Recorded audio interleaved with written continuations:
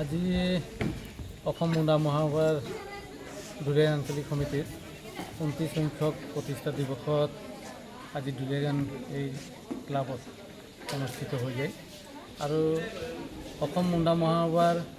দুলীয়াজান আঞ্চলিক আজি 29টা বছৰ ভৰি দিয়াৰ বাবে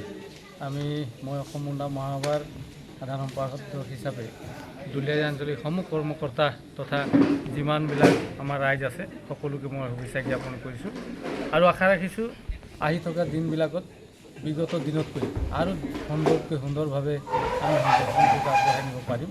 আৰু মুণ্ডা সমাজখনক মুণ্ডা জাতিটোক আগবঢ়াই নিয়াৰ ক্ষেত্ৰত কলা সংস্কৃতি ভাষা প্ৰত্যেকটা দিশত শিক্ষা দীক্ষা প্ৰত্যেকটা দিশত আগবঢ়াই নিয়াৰ ক্ষেত্ৰত অসম মুণ্ডা মহাসভাই আজি যথেষ্টখিনি কষ্ট কৰি আহিছে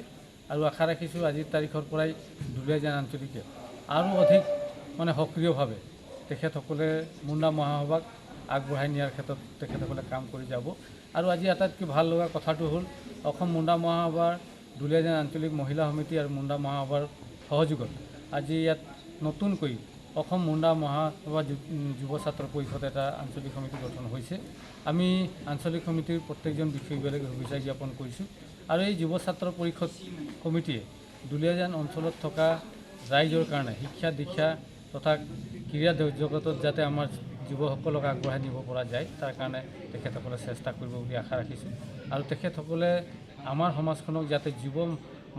সুস্থ জীৱ মানসিকতা গঢ়ি তোলাৰ ক্ষেত্ৰত তেখেতসকলে অগ্ৰণীয় ভূমিকা গ্ৰহণ কৰিব বুলি আশা ৰাখিলোঁ